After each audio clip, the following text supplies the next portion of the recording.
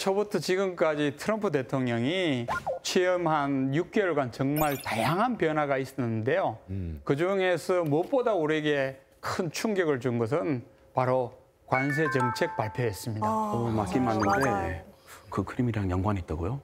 미국 트럼프 대통령은 그동안 자신의 초고율 관세 정책의 명분을 말할 때 바로 첫 번째 힌트, 돼지 저금통에 미국을 많이 비유했습니다.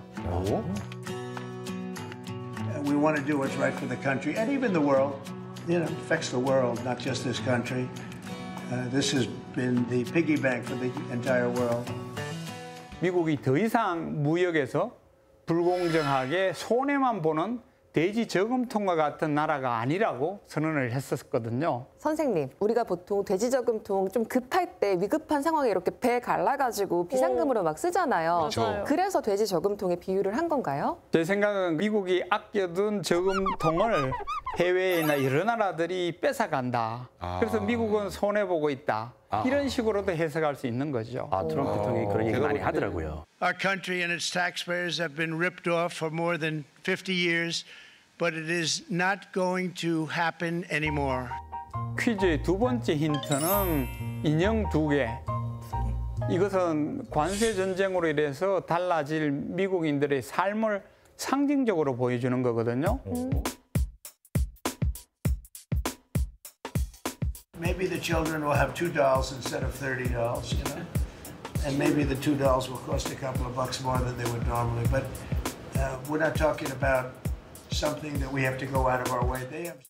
실제 미국의 그 유아용품의 70%는 중국에서 만들어지고 있기 때문에 관세 때문에 가격이 올라갈 수밖에 없는 거죠. 그리고 선생님, 세 번째는 저게 알프스 소녀 하이디인데 네. 말씀 듣다 보니까 왜 하이디인가 생각했을 때 그 스위스에서 미중 관세 협상했거든요. 그것 그렇죠. 때문에 하이디가 나온 겁니까? 맞습니다. 사실 미중 관세 협상이 스위스에서 열렸거든요. 그리고 이 협상에서 예상보다 꽤 큰 진전이 있었어요. 서로 115%나 관세를 서로 인하하면서 또 90일간 유예 기간을 갖기로 했거든요. 그래서 현재 미국과 중국은 관세 전쟁에서는 휴전 상태인 거죠. 다행이네요. 근데 쌤 말씀 들으니까 벌써부터 혼란스러운 게 사실 쌤과 함께해서도 여러 번 얘기했었지만 이번에 트럼프 관세 정책이 정말 많이 변화하고 있잖아요. 자주 너무 바뀌니까 어떤 게 맞는 건지 혼란스럽기도 하고 헷갈리더라고요. 네. 사실 저도 그래요.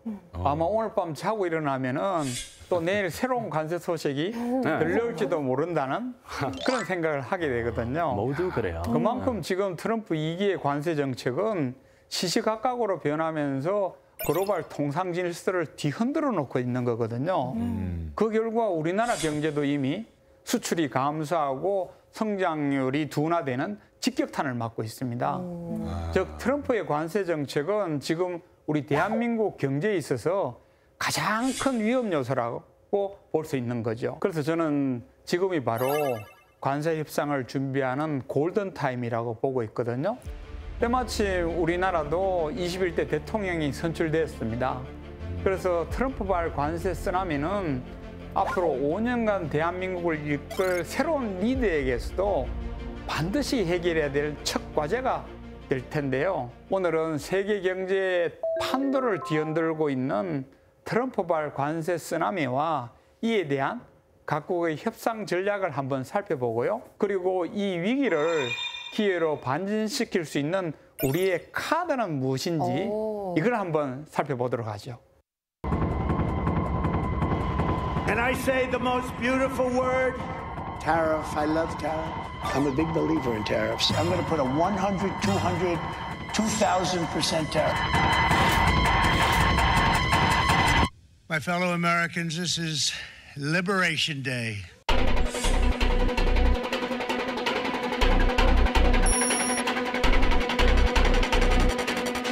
La décision qui a été annoncée cette nuit est une décision brutale et infondée. Meaning other retailers will no longer be able to restock U.S. products.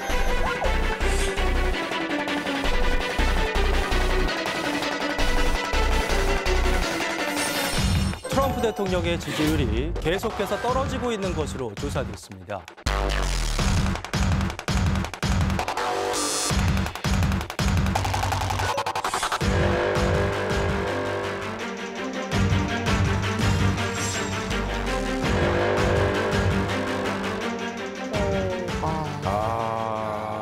중간에 많네요. 주식이 시뻘겋게 화면에 나오니까 예, 예. 마음이 찢어지죠. 지금은 다행히 많이 회복을 했습니다. 말씀 감사하게 생각하고 있습니다. 쭉쭉 뻗을 일만 남지 않았나. 긍정적이네요. 예, 잘 됐으면 좋겠는데 근데 또 쌤 이제 트럼프 때문에 관세 가지고 뭐 이렇게 걱정하고 이런 게 사실은 처음은 아닌데 이번에는 뒤가 없어서 그런가 왜 이렇게 그냥 아주 그냥 일기 때와는 다르게 전 세계를 대상으로 그냥 엄포를 놓고 이러는지 모르겠습니다. 예. 일단 트럼프는 미국에 들어오는 모든 수입품에 일괄적으로 보편 관세 10%를 부과했고요. 네. 그 다음에는 우리가 눈여겨볼 상호 관세와 또 품목별 관세라는 게 더 있어요. 미국 산업 중에 보호가 시급하다고 판단되는 품목에 높은 관세를 또 부과하고 있거든요. 대표적으로는 철강이라든가 알루미늄이라든가 네. 자동차라든가 자동차 부품과 같은 이런 산업에는 품목별 관세를 때리면서 이 산업들을 보호하려고 하고 있는 거죠.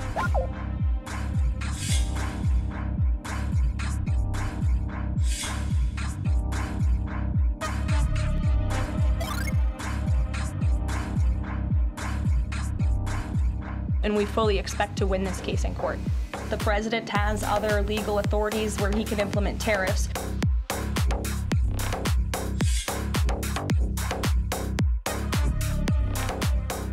Nobody's going to be able to steal your industry. It's at 25%, they can sort of get over that fence. At 50%, they can no longer get over the fence.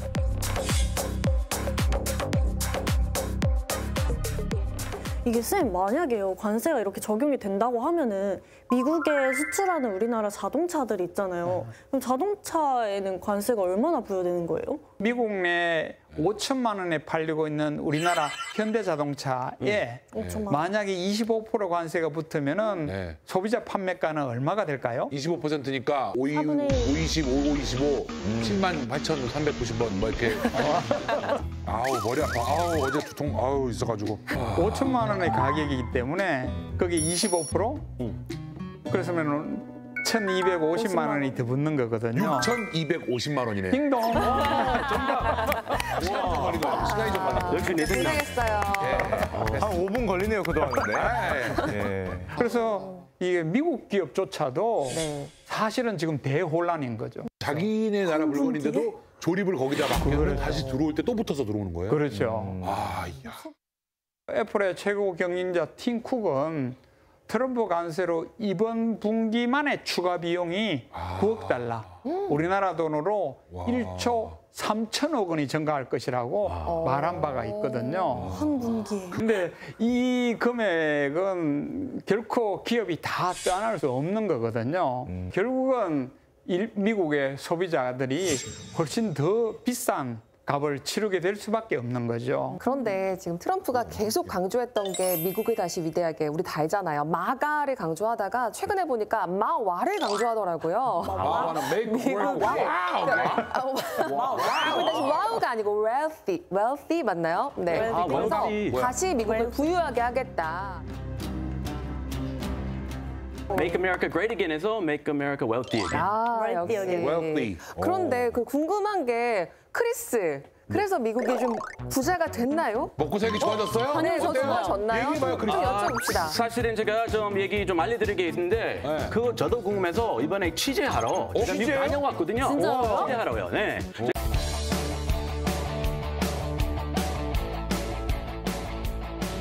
안녕하십니까 이슈팩 시청자 여러분, 미국 특파원 크리스입니다. 자 여기 앉아 있는 분 바로 인터뷰 가겠습니다. Oh hey, you just having a coffee? Okay, so President Trump announced a round of tariffs. Yeah. What is the American response? And people are buying up a lot of stuff. Yeah, Dan, that tariffs are not good for American consumers. It just makes the price of things go up. Are there any specific products that Americans are buying up because they're worried prices will go up? A lot of baby supplies are going to get really expensive. You're about to have a baby. I'm about to have, well, my wife's about to have a baby. And the price of strollers have already gone up hundreds of dollars. Because of the tariffs, because a lot of those things are manufactured in China. I'm sorry to hear that. Yeah, so it's very expensive. So we're trying to buy those things sooner than later because we're worried about the price going up. The price of parenthood is getting even more expensive. And would you like a bag? My most popular stroller has gone up $300. And her customers in a tough spot. We're first-time parents, so there's a lot of unknowns already with that, and then this just introduces that much higher of a degree of unknowns. 관세에 대한 생각 좀 다 비슷비슷하더라고요. 그래서 다들 좀 분위기적으로는 그러면 트럼프 대통령이 이렇게 하는 걸 안 대하는 분위기인 거예요? 왜냐면 정치 성향 피해서 이거 친트럼프 상관없이 뭐 반트 상관없어요. 전혀 없어요. 하겠다. 오케이 했다. 잠깐 쉬었다 할게. 좀 내릴게. 세게 좀 때리자. 왔다 갔다 좀 예상치 못하게 하니까 이 소비자들 많이 혼란 겪고 있고요. 서민부터 좀 높은 뭐 부장이나 사장님까지 대책 세우고 있고 어떻게 될지 모르는 그런 상황이니까. 왜냐하면 수입업자도 이 관세가 높아질 것으로 예상되니까 빨리 물건을 앞당겨 수입하려고 난리를 지우고 있는 거고요. 그래서 앞당겨 수입한 걸 또 창고에 쌓아놓으려면 또 비용이 들지 않습니까? 그러면 이 물류를 배송하는 업체들은 이게 막 이거를 언제 얼마를 배송해야 될지 또 혼란스럽고 이러다 보니까 이 수입 기업부터 말단 소비자까지 지금 큰 혼란을 미국 내에서 겪고 있는 거죠. 시작도 안 하고 말만 했고. 트럼프를 향한 여론이 미국 내에서도 좋지 않아요. 한번 PPT를 보시죠. 취임 100일 지지율이네요. 트럼프만 계속 두개 많이 낮은데요? 많이 떨어졌어요. 41%란 지지율 놀라운 게 이 미국 국민들의 자산이 금융자산, 이 S&P나 나스닥에 정말 많이 있지 않습니까? 근데 그게 막 10%, 20%씩 가격이 막 떨어지면은 엄청 들고 일어날 것 같은데 저 같으면 아주 그냥 내 돈을 진정하세요. 많이 받는 실제로 관세 정책이 발표된 후에 트리플 약세가 나타났거든요. 트리플 약세요? 트리플 약세라고 하는 거는 미국의 주요 경제 지표가 될 수 있는 주가, 달러 가치, 그리고 국채 가격이 동반 하락해 버린 겁니다. 근데 이런 트리플 약세는 경제학적 관점에서 보면 굉장히 이례적인 현상이에요. 왜냐하면은 일반적으로 이러한 혼란이나 불확실성이 이렇게 생기면은 이 주식과 같은 위험 자산은 하락하는데 반대로 안전자산인 달러나 국채는 상승하기 마련이거든요. 근데 다 떨어졌네 같이. 그렇죠. 근데 쌤, 제 주변에만 봐도 사실 주식 때문에 되게 울고 웃는 분들이 되게 많이 계시거든요. 축하 씨를 손짓으로 가리키세요. 이게 의도된 건 아니고. 내가 비밀이라고 얘기했잖아요. 대기실에서 얘기하는데. 아니 저는 언급을 하지 않았어요, 쌤. 본의 아니게 이렇게 그냥 간 거예요. 아니 그럼요. 그래서 제가 본 게 많아가지고 주식이 위험 자산이다라는 거는 알고 있는데 인지를 하고 있는데 미국 달러랑 국채는 왜 대표적인 안전 자산이라고 하는지 잘 몰라서 왜 그런 거예요? 달러는 명실상부한 기축통화이거든요. 세계 여러 나라들이 외화 보유고를 두거나 이렇게 자산을 축적할 때 달러를 많이 가지고 있어요. 그 정도로 신뢰도가 높은 거고 국채 또한 미국 정부가 돈을 빌리기 위해서 발행하는 정서거든요. 그래서 정부가 이 투자자들한테 돈을 빌리고 그 대가로 일정 기간 후에 원금과 이자를 함께 지급하겠습니다라는 약속인 것이거든요. 그런데 미국에는 나는 어떤가요? 세계 최강국이잖아요. 절대 망할 리가 없어요. 그래서 미국이 이렇게 발행하는 달러나 채권은 전 세계가 이거는 안전한 자산이다. 언제든지 환전 가능하다라고 일반적으로 그렇게 생각하는 거거든요. 그런데 이번에는 관세 발표 후에 미국 경제 전망이 막 불안정해지니까 투자자들이 미국 국채를 대량으로 내다 팔았어요. 90일 유예를 발표한 뒤엔 갑자기 이 자산을 언급합니다. 미국 시각 4일부터 10년물 금리가 갑자기 튀더니 10일엔 4.4%를 넘깁니다. 채권 금리를 뒤집으면 채권 가격인데 일주일도 안 돼 10% 정도 급락한 겁니다. 그래서 이번 트리플 약세로 확인된 투자자들의 그 미국 시장 자체에 대한 불신, 이것 때문에 트럼프 대통령이 계속해서 고관세 정책을 밀고 나가는 데는 어려움이 있을 거라는 그런 분석이 일반적으로 나오고 있죠. 그래서 실제로 예상보다 미국이 중국과의 협상 후에 관세를 대폭 인하하고 유예 기간을 갖자고 하는 바람에 미국 정시와 달러 가치가 그래도 조금 상승을 했거든요. 슈카는 조금 많이 했을 겁니다. 정말 미국 트럼프에 울고 웃고 참 고생이 많네요, 슈카 씨가. 근데 이게 트럼프도 사실 뭐 원래 옛날에도 뭐 이제 소위 말하는 장사꾼이었고 그리고 또 일기도 거쳤고 하니까 이게 다 알고 있을 것 같은데 이렇게 트리플 약세까지는 그래도 예상하지 못했을까요? 예, 예상을 못했었는 것 같아요. 왜냐하면 미국은 역사적으로 이렇게 관세 정책을 통해서 경제적으로 큰 이득을 본 역사적인 경험이 있기 때문입니다. 혹시 여러분은 트럼프의 롤 모델인 관세왕 맥킨리 대통령에 대해서 들어보신 적 있나요? 네. 이거 했던 것 같은데. 저번에 얼굴 나왔었잖아요. 역시 유빈 씨. 맞죠? 맥킨리요. 맥킨리 대통령. 윌리엄 맥킨리입니다. 맥킨리의 별명이 있어요. 그게 뭐냐면 관세왕입니다. 관세왕. 당시 맥킨리 대통령 역시 미국 산업을 보호한다는 명분으로 유럽에서 수입되는 제품에 대해서 50%나 높은 관세를 부과하면서 자국 산업을 지키고 또 미국을 제조 강국으로 만들어서 경제 성장을 이끈 그런 대통령이거든요.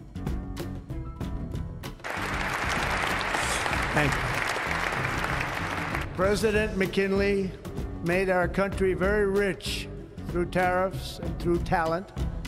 He was a natural businessman and gave Teddy Roosevelt the money for many of the great things he did, including the Panama Canal. 당시 글로벌 경제 구조가 지금하고는 완전히 달랐습니다. 지금은 미국 경제가 세계와 훨씬 더 깊게 연결되어 있거든요. 그래서 관세가 앞서 우리가 살펴본 것처럼 오히려 미국 내 기업이나 소비자, 금융시장에 부정적인 효과를 미칠 수가 있는 거거든요. 그렇지. 그러면 쌤께서는 이 트럼프가 펼치는 이 관세 전쟁이 결국 길게 보면 미국의 득보다 실이 더 많을 거다. 이렇게 전망하시고 계시나요? 예. 확실한 거는요. 이렇게 장기적으로 봤을 때는 결국은 세계 경제도 뒤흔들어 놓고 또 미국 경제도 많은 손실을 볼 그런 가능성이 큰 거죠. 바로 이 점을 우려해서 세계적인 투자가 워렌 버핏 또 트럼프에게 한번 쓴소리를 한 적이 있는 거거든요. 무역을 무기로 삼으면 안 된다. 또 강조하면서 미국이 이게 자국 이익만 내세우면서 이러한 거친 보호무역주의는 세계 경제와 미국 모두에게 해가 된다고 경고를 했던 거거든요. 상생을 무시한 채 각자 도생의 길을 택하고 있는 이 트럼프 방식이 옳지 않다고 지적하신 거거든요. 근데 그러면요, 쌤. 지금은 현재 트럼프 2기 정부가 진행되고 있지만 만약에 민주당의 해리스가 당선이 됐다라면 지금과 같은 관세 전쟁이 없었을까요? 정도의 차이는 있지만은요. 그 미국 산업 보호라는 목표는 해리스도 이렇게 갖고 있었기 때문에 아마 보호무역주의가 강화되는 그런 흐름은 유지됐을지 않을까 하는 그런 저는 생각을 해보거든요. 결국 관세 협정을 잘해야 되는데 요즘 트럼프 대통령의 이 변덕을 보고 있자면 이게 방향이 어딘지 모르겠어갖고 이게 어디로 갈지 잘 모르겠거든요. 이 트럼프 대통령의 이런 성향이 이제 가장 큰 문제 아니겠습니까? 맞습니다. 그래서 많은 사람들이 트럼프는 예측 불가능한 인물 이렇게 생각하는데요. 저는 트럼프야말로 어떤 의미에서 전형적인 스타일을 가진 예측 가능한 그런 인물이라는 생각을 가지고 있습니다. 예측 가능한 예측해 주세요, 선생님. 네. 트럼프는 부동산 사학과 출신이에요. 그래서 여기 한번 퀴즈를 드릴게요. 좋습니다. 미국의 부동산 비즈니스맨들은 어떤 세일즈 스타일, 어떤 영업 스타일을 할까요? 왠지 치킨 게임을 할 것 같아요. 가장 마지막까지 끝까지 이렇게 해서 맞붙어서 서로 누군가가 포기할 때까지. 나 죽음하게 부르고 말한다. 네. 주택 같은 경우에 그냥 무조건 사라고. 지금 월급 얼마 안 되지? 괜찮아. 장기 대출 좀 해줄게. 뭐 그거 끼고 사면 돼요. 그럼 뭐 월급은 100밖에 안 되는데 막 10억짜리 집 괜찮아요. 가능해요. 이렇게 많이 하던데요. 크리스는 역시 미국인이니까 그러면서 지금 똘똘한 한 채를 안 사면 큰일 납니다. 집값이 올라가지고 나중에는 집을 못 살 거예요. 공포 마케팅. 뭐 이런 이야기를 하지 않습니까? 예. 이게 이제 미국 교과서에도 나와 있는데요. 이 부동산 업자들은 하드셀이라고 강매, 압박 판매, 이런 거를 잘하는 걸로 기술되어 있거든요. 그러다가 과열이 되면 순간 무너질 때가 있어요. 그렇죠. 막 위기 와요. 그렇죠. 금융위기도 그랬죠. 예. 그렇게 되면은 나 몰라라 하고 또 입을 싹 닫는 그런 영업인 거죠. 약간 강매 스타일이다, 트럼프 대통령이. 그렇죠. 그렇게 생각하시는 건가요? 그거 트럼프 스타일이랑 똑같다는 그런 비유 대신인 거예요? 예.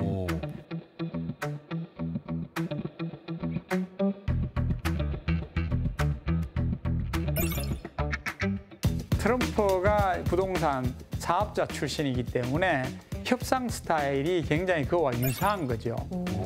그러니까 우리는 이런 트럼프의 협상 스타일을 좀 알고 나면은 당황하지 않고 잘 협상할 수 있고 또 우리의 협상 카드를 제대로 꺼내면서 협상하게 되는 거죠. 여러분 아까 선생님이 말씀해 주셨잖아요. 경험이 있으시다고. 그 당시에 트럼프 일기 때 제가 알기로 청와대 경제보좌관 그 중요한 역할을 맡으셨어요. 그래서 워싱턴도 다녀오셨죠. 예.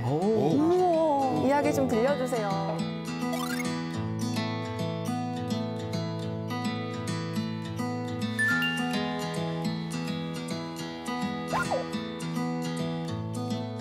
말도 섞어보고 그렇게 하셨어요? 트럼프? 너무 궁금해요. 악수도 해보고. 직접 경험하신 트럼프 대통령의 협상 스타일은 어땠나요? 보통 이렇게 정상회담을 하게 되면은 처음에는 상견례 자리로 시작해가지고 처음에는 그냥 화기애애한 이야기부터 먼저 하고 또 본격적인 협상이 되면은 그때 이제 일반적으로 협상하는 게 관례이거든요. 아이스 브레이킹. 그런데 2017년 트럼프 대통령은 정상회담 시작 전부터 우리를 강하게 압박하면서 엄청나게 험악한 분위기를 조성했어요. 갑자기 저 만찬장에서 한미 FTA 체결 이야기를 꺼내버린 거예요. 그러면서 한미 FTA가 당시에는 체결돼 있었는데 이 체결 때문에 그 미국의 자동차와 철강 분야가 그 엄청나게 손해를 보고 있다. 그 결과 무역 적자가 2배나 늘어났다. 이거는 굉장히 불공정한 거다라는 말을 꺼내셨어요. 만나자마자. 예. For many years, the United States has suffered through massive trade deficits. That's why we have $20 trillion in debt. And we'll start with South Korea right now, but we cannot allow that to continue. 그래서 제가 아니다. 그 한미 FTA 이후에 미국 자동차의 한국 수출이 오히려 3배 이상 늘었다. 그리고 시장 점유율도 2배 이상 가깝게 늘었다라고 이제 구체적인 수치를 대면서 이제 반박을 했죠. 잘하시네요. 네, 히트업 돼 가지고 논쟁이 벌어지니까 바로 옆에 있었던 이제 정책실장도 이제 함께 갔는데 그분이 답답하니까 그 통역 없이 제가 직접 영어로 해도 됩니까? 라고 이제 트럼프한테 물어봤어요. 그랬더니만은 트럼프 대통령이 영어 어디서 배웠어요? 라고 물으니까 그때 정책실장이 예, 영어는 워튼 스쿨에서 배웠습니다. 라고 하자 트럼프 대통령이 워튼 스쿨 최고의 대학이야. 뭐 이래가지고 그냥 갑자기 회담장에 폭소가 터지고 아주 재미있었거든요. 동문이에요? 신기하다. 그렇죠. 그 트럼프 대통령이 나왔던 비즈니스 스쿨이에요. 미국에서 제일 유명한 비즈니스 스쿨이에요. 학연이 좀 따지나 봐요. 그러네. 잘 되네 결론이 어쨌든. 학연으로 가면 어떻게 됩니까? 잘 나가다. 미국도 학연이구만. 미국도 학연이구만. 예. 그 다음은 그럼 좀 잘 이뤄지게 된 건가요? 그때부터는? 아니에요. 그래서 뭐 회담장이 어떨 때는 폭소를 하다가 어떨 때는 굉장히 진지한 이야기로 가면서 완전히 그냥 롤러코스터 타듯이. 그래서 이제 그 이후에 이제 한미 FTA 제2협상이라는 협상이 이제 본격적으로 시작된 거죠. 어떻게 보면 밀당을 잘하는 것 같기도 하고 트럼프가. 분위기를 들었다 놨다 하는 것 같기도 하고 어떻게 보면 그냥 너무 그냥 마음 가는 대로 해버리는 것 같기도 하고. 아니에요. 그래서 트럼프는 이번 관세 전쟁에서도 굉장히 유사하게 협상을 하고 있거든요. 그래서 예를 들어서 이제 고관세 부과로 일본이 누구보다도 빠르게 트럼프한테 달려갔어요. 근데 갑자기 트럼프가 예상에도 없던 그 회담장에 불쑥 나타나가지고 관세 협상하러 온 사람한테 방위비를 이야기한 거예요. 그래서 일본 측에서는 깜짝 놀라가지고 방위비 뭐지? 이렇게 생각했을 때 근데 방위비는 좀 빼고 지금은 그냥 관세가 중요하지 하고 또 뒤로 물러서 나버렸거든요. 놀랬군요. 그리고는 뜬금없이 그때 백악관에서 회담하던 사진을 또 공개를 했어요. 바로 이 사진입니다. 모자 지금 모자가 씌운 건가? 자기들 모자 씌우고 마가 모자 씌우고. 유세했을 때 썼던 모자 아닌가요? 맞습니다. 트럼프가 선거 과정에 썼던 미국을 위대하게라는 그런 모자를 쓴 거거든요. 그런데 이거는 사실은 외교적인 결례예요. 일본의 입장에서는 아니 일본을 위대하게 하기 위해서 협상장에 간 사람이 미국을 위대하게라는 모자를 쓰고 있으니까 이거는 굉장히 기분이 안 결례가 될 수 있는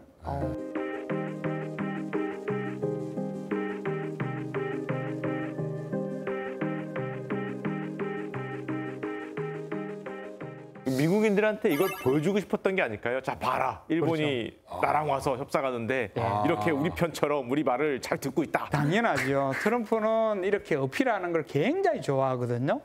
또한 이번 중국과의 협상을 지켜보면 어땠나요? 처음에는 145%까지 부르고 절대 미국은 먼저 양보할 생각이 없다고 트럼프 대통령이 백악관 취재진에게 밝혀놓았거든요. 그리고는 중국하고 협상하는 하루 전날 갑자기 또 SNS에 중국은 80% 정도의 관세가 적절할 것 같다라고 또 글을 올려버렸죠. 전날에. 그러면은 전날에 올렸기 때문에 아마 중국 쪽 협상단은 이게 뭐지? 145%가 아니고 80%야? 당황하네. 그럼 여기 어떻게 대응할까? 아마 그 전날 밤을 샜을 것 같습니다. 그랬겠네요. 그리고는 이제 중국하고 미국하고의 실제 협상에서는 또 갑자기 30%로 또 대폭이나 해버렸거든요. 맞아요. 저희가 그래프를 좀 준비를 했거든요.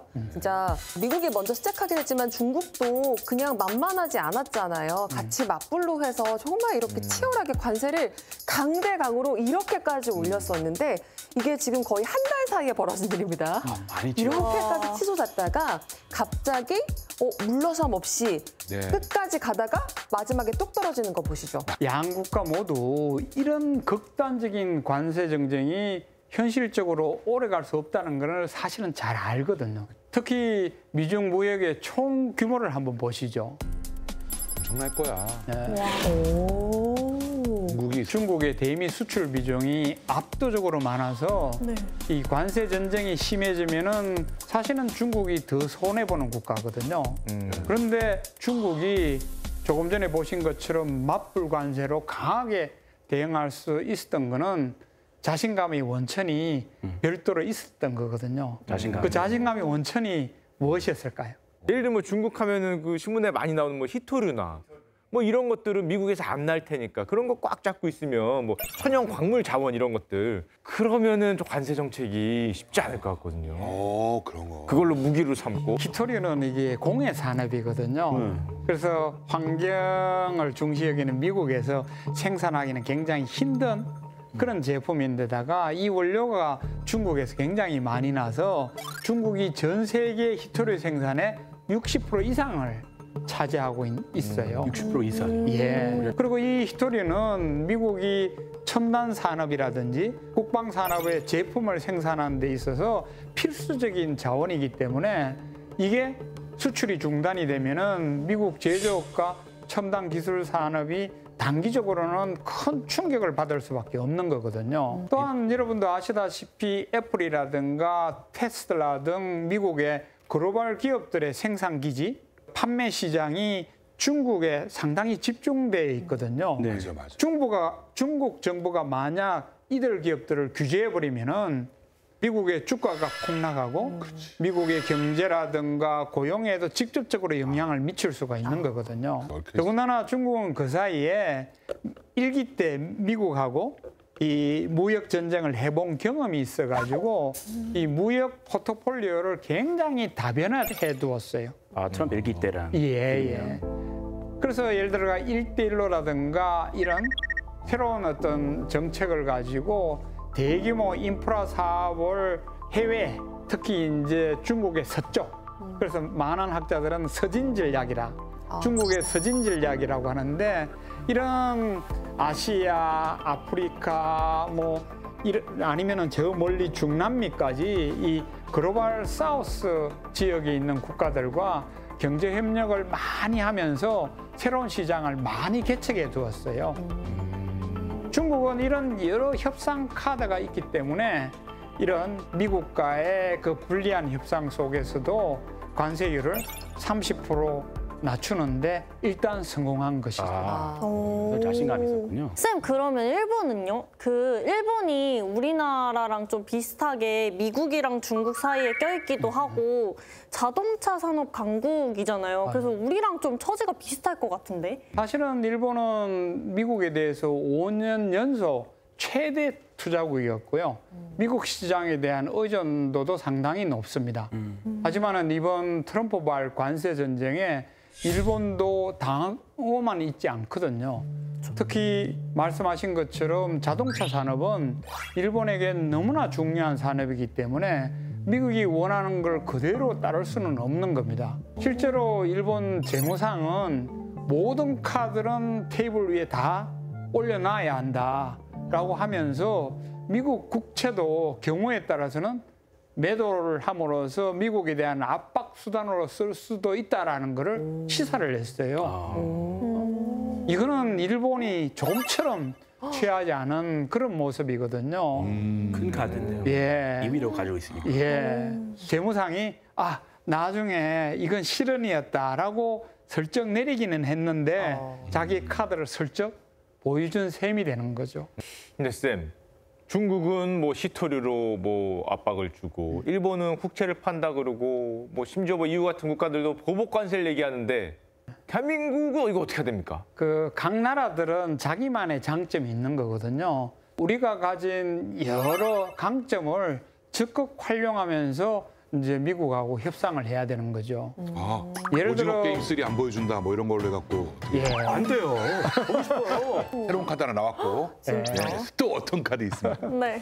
예를 들어 조선 산업이나 LNG 수입 확대를 하는 이런 카드도 있는 거거든요. 한국은 여러분도 잘 아시다시피 세계 2위의 조선 강국입니다. 더군다나 최근에 미국이 강조하는 이 해운과 조선업 재건 목표에 기여할 수 있는 굉장히 중요한 파트너예요. 왜냐하면 1위의 조선 강국이 중국인데 중국하고는 협력할 수 없을 거 아닙니까? 그런데 이것만 가지고는 지금의 복합적인 통상 위기를 완전히 극복할 수는 없습니다. 그럼 구체적으로 어떤 전략이 필요할까요? 먼저 준비된 영상을 한번 보시고 계속 이어서 이야기를 나누도록 하죠. 네.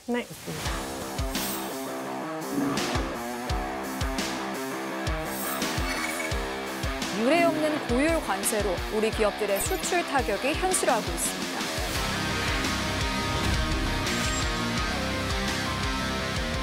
If you want your tariff rate to be zero, then you build your product right here in America.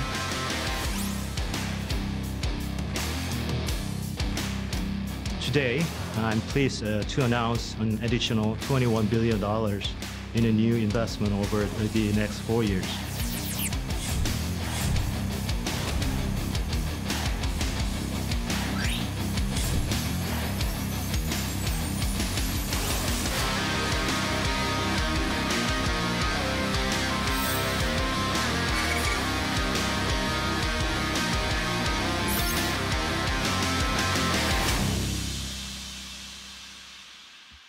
그런데 말입니다. 놀랍게도 우리 지금 너무 많은 일이 있고 시끌시끌했더니 지금 이거 트럼프 대통령 된 지가 너무 오래된 것 같은데 6개월밖에 안 됐어요.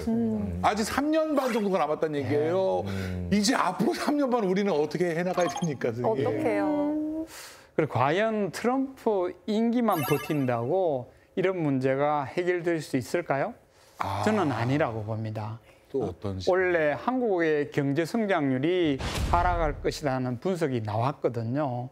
그리고 IMF와 한국은행도 우리 경제의 성장률 전망을 1%대, 네. 0%대로 낮춰 잡고 있어요. 맞아요. 저성장인데요. 예. 그 결과 수출 둔화와 내수 침체가 함께 겹치면서 지금 크리스가 이야기한 대로 저성장에 빠질 우려가 커지고 있는 거거든요. 그래서 만약에 우리 한국 경제가 트럼프 발 관세 전쟁이라는 이 최대 위기를 제대로 극복하지 못한다면은 한국 경제는 한파를 넘어서 일본과 같은 잃어버린 10년과 같은 그런 장기 저성장늪에도 빠질 수가 있는 거예요. 그렇기 때문에 지금이야말로 우리 한국 경제의 체질을 바꾸고 또 새로운 성장 동력을 만들어야 할 굉장히 중요한 분기점이라고 할 수 있는 거죠. 그러기 위해서는 우리의 기존의 수출 시장을 한번 총체적으로 점검해 볼 필요가 있습니다. 최근 3년간 우리나라는 미국에 133조나 투자를 했어요. 조금 전에 현대자동차도 이제 앞으로 거기에다가 31조를 더 투자하겠다고 네. 그렇게 발표한 거거든요. 이러한 과잉 진출과 과잉 투자는 결국은 한국의 산업과 고급 일자리를 미국에 수출하는 꼴이 되거든요. 그래서 한번 PPT를 보십시오. 여기 보시면은 중국이나 일본이나 독일이나 영국과 같이 우리보다 더 큰 나라들이 있는데 그 큰 나라들은 우리보다 일자리 창출도가 낮거든요. 그러네요. 쌤, 그러면 이런 거를 무기로 협상을 좀 할 수 있지 않을까요, 우리도? 그렇죠. 이런 게 굉장히 협상 카드가 됩니다. 일본은 이제 트럼프 만났을 때 5년간 가장 많이 투자했다 그러는데 가장 최근에는 한국이 더 투자를 많이 했거든요. 그러면 가서 최근에는 대한민국이 가장 많이 투자했다. 그 결과 우리는 이렇게 많이 일자리를 투자했다. 이렇게 협상 카드로도 쓸 수는 있는 겁니다. 그런데 이렇게 미국에 수출한 기업과 일자리는 4년 뒤에 금방 돌아올 수는 없는 거거든요. 또 트럼프 다음 정부가 어떤 정책을 또 취할지도 모르지 않습니까? 그래서 기업들은 좀 더 먼 미래를 내다보면서 신중하게 투자를 결정해야 되는 거죠. 우리의 시선을 이제는 미국이나 중국이나 러시아나 일본과 같은 우리 주변 사강을 보는 그런 시각에서 좀 벗어나서 전 세계를 내다보는 이런 이제 시각이 필요합니다. 이 속에서 우리의 시장을 찾아봐야 되는데요. 저는 트럼프 2.0 관세 정책에 대응하는 새로운 수출 시장으로 저는 신남방을 굉장히 주목하고 있거든요. 예. 아세안 국가들 중심인가요? 그렇죠. 왜냐하면은 우리 한반도를 중심으로 중국하고 미국이 관세 전쟁을 하지 않습니까? 그러면 우리가 미국 시장 대응이나 중국 시장 대응도 중요하지만은 제3의 중국이나 미국만한 시장을 우리가 창출한다면은 우리나라의 경제적 안정성은 훨씬 더 높아질 수가 있는 거죠. 인도에만 뭐 대박나도 진짜 대박날 텐데 인구 엄청나니까. 아, 인구. 네, 인구 많잖아요. 엄청 크죠. 인도는 14억 인구를 가지고 있는 인구 대국이거든요. 이야, 김치 팔자. 중국을 네. 이겼다는 거죠, 지금 인구만 봤을 때는. 그렇죠. 중국을 넘었었죠. 예. 뭐 하나 그리고 이 지역에 벌써 한국 기업들이 굉장히 많이 진출해 있습니다. 다른 사람들. 다만 지금까지는 이런 신남방 국가들을 우리가 미국에 우회 수출하는 통로로 많이 활용해 왔거든요. 그런데 저는 이제 새롭게 우리나라 기업들이 지금 많이 진출해 있기 때문에 이렇게 우회 공급망으로 이 아세안이나 신남방 이런 국가들을 보는 게 아니라 이 지역의 소비자들을 대상으로 우리의 제품을 직접 판매할 수 있는 새로운 시장, 새로운 판매망으로 이렇게 봐야 되지 않느냐 그렇게 생각하고 있습니다. 치열해지고 있는 전기차 경쟁에서 판매량이 급증하고 있는 아세안 지역이 우리에게 중요한 시장으로 떠오르고 있습니다. 과거에는 중국 의존도가 높았는데 요즘에는 동남아 지역 또 미국과 일본으로의 수출도 늘고 있다고 합니다. 우선 공략 목표는 중동과 동남아 지역입니다. 새로운 활로를 찾을 수 있을지 4대 수출 지역 중 미국을 뺀 세 지역 모두 수출이 늘었습니다. 아세안 국가들에 대한 수출은 9% 증가한 103억 달러로 대중국 수출 실적을 2달 연속 웃돌았습니다. 그런데 쌤 말씀처럼 이렇게 국외가 강해지는 것도 너무 좋은데 이렇게 국외에 뭔가 국내 기업이라든지 인재들이 나가게 되면은 국내는 텅 비게 되잖아요. 어떻게 같이 경제 산업을 키우면서 이제 경기를 살릴 수 있을까요? 아주 좋은 질문입니다. 예. 우선 우리가 이미 갖고 있는 산업의 경쟁력을 또 더욱 키우는 그런 노력이 필요한 거거든요. 네. 우리 10대 수출 상품을 한번 보시도록 하시죠. 네. 우리는 이렇게 반도체 강국이고 자동차 강국, 또 석유 제품 강국 이런 식으로 우리는 1, 2, 3, 그 많은 이제 수출 품목을 갖고 있는 거거든요. 네. 이런 핵심 산업은 다른 나라들이 감히 넘볼 수 없게 더욱더 격차를 벌려놔야 되는 거거든요. 우리의 경쟁 산업의 미래는 또 한편으로는 우선 인재를 확보하는 데 달려 있는 거거든요. 물론입니다. 대한민국이 가지고 있는 자산 중에 최고가 인재력, 인력. 인력. 이게 이제 대한민국의 가장 큰 자산이거든요. 그래서 정부는 2031년까지 15만 명 이상의 반도체 전문가를 배출할 걸 목표로 삼고 있고요. 새 정부에서도 핵심 인재 양성에 과감하게 투자를 하리라고 그렇게 봅니다. 이런 생각하는데요. 어떤 대응 전략이 필요할까요? 정말 지혜롭게. 저는 특히 기존의 사고방식에서 벗어나서 새로운 관점으로 우리 경제를 한번 봐야 되지 않느냐. 그래서 이제는 이 수출뿐만 아니라 내수를 가지고 동시에 대한민국을 이 양바퀴로 이제 끌어가는 이런 쌍끌이 전략이 이제 필요한 때라고 저는 그렇게 보고 있습니다. 두 바퀴로. 수출만으로는 부족하다. 이미 강한 산업 잘 되고 있으니까 잘 하고 있고 그 약한 산업도 키우는 게 한국의 전략일 것 같아요. 그렇죠. 크리스가 굉장히 좋은 지적을 해줬는데요. 강한 산업을 더욱더 강하게 할 뿐만 아니라 우리 약한 산업이라든가 아니면은 미래에 성장할 가능성이 있는 산업 이런 산업도 함께 육성을 해야 되는 거거든요. 그 중에서 제가 특히 이렇게 눈여겨보고 있는 게 관광 산업입니다. 관광이요? 예. 관광. 우리가 오는 데 비해서 너무 많이 해외로 가지 않습니까? 맞아요. 예. 들어봤습니다. 못 나가게 하는 게 방법일까요? 잠궈서 바로 잠그는. 당근을 많이들 그래요. 윤민상 씨 뭐 어차피 자기 안 나간다고 그 남 뒷다리 잡는 그런 전략 그 좋지 않은데요. 세국으로 간다 이거 세국으로.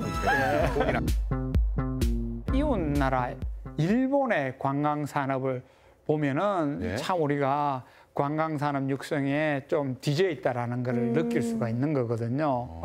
원래는 일본을 떠받들고 있었던 두 산업이 뭐였냐면은 전자 산업과 자동차 산업이었어요. 일본도 사실은 자동차 외바퀴로 성장하던 그런 시절이 있었는데 일본이 이거는 위험하다 생각해가지고 이 관광산업 진흥에 엄청 노력을 쏟았던 거예요. 그래서 여기 보시는 바와 같이 자동차 에는 많이 못 미치지만은 그래도 지금 2위의 그 산업이 이제 되었거든요. 일본 관광객이 역대 최고치를 지금 계속 찍고 있다. 예, 경신하고 있죠. 예전에는 우리나라하고 되게 비슷하게 갔었는데 역전이 됐어요. 맞습니다. 오, 너무 잘하시네요.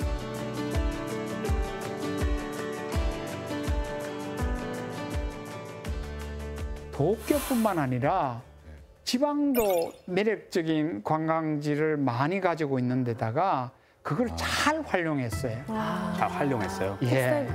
그래서 여러분들이 뭐 큐슈라든가 삿포로라든가 오사카 이런 지방을 가보면은 동경 못지않게 너무나 재미있는 관광 상품이나 서비스들이 있는 거거든요. 우리나라도 지방에 그렇게 매력적인 관광 상품이 있기 때문에 그걸 잘만 엮으면은 충분히 일본만큼 관광 산업을 진흥할 수 있는데 우리나라는 너무 수도권 중심으로 관광을 진흥하다 보니까 외국인들이 그냥 수도권에 와서 서울이나 뭐 이 주변을 한번 보면은 뭐 다 봤다.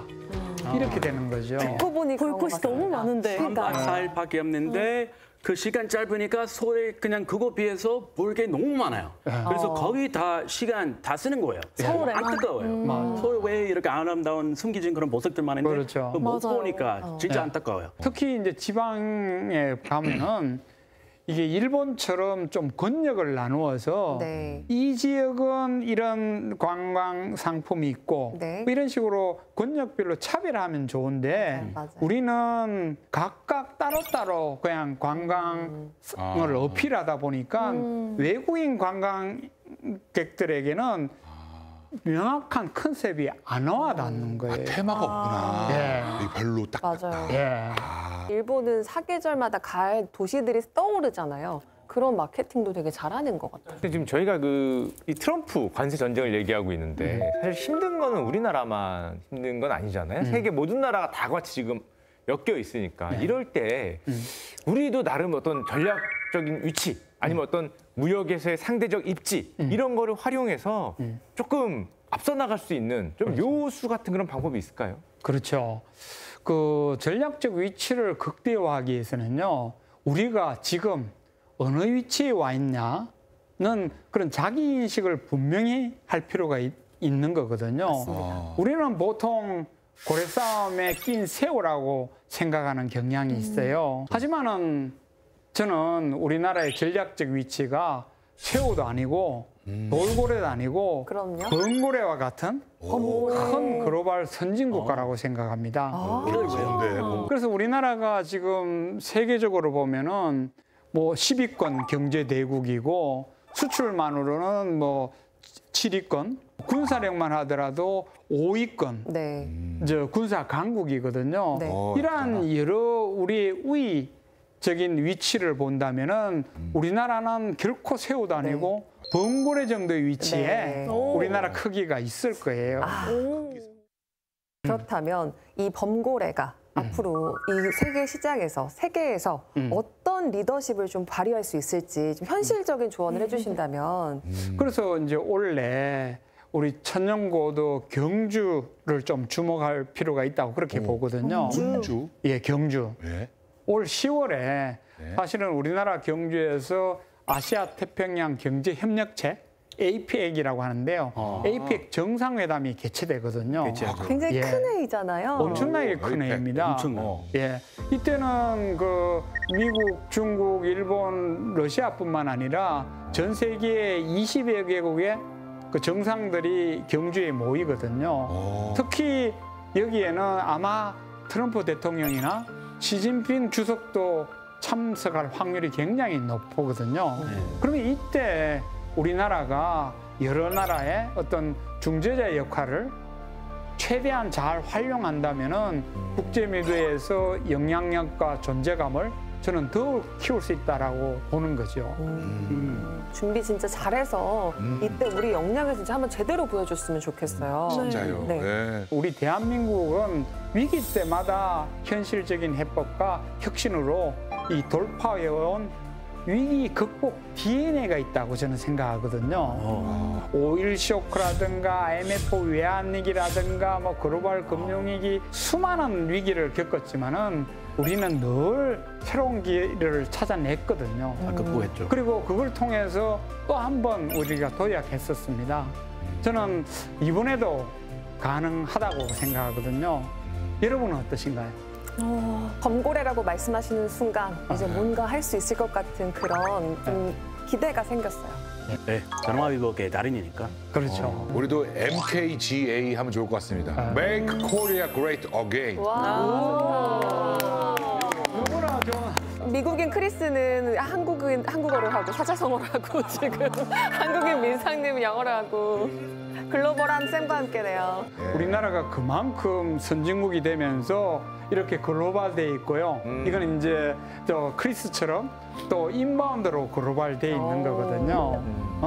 그래서 우리가 너무 겁먹거나 두려워하지 말고 허리띠를 졸라매고 잘하는 걸 함께 열심히 잘해보면 좋겠습니다. 감사합니다. 김현철 교수님과 함께했습니다. 고맙습니다. 감사합니다.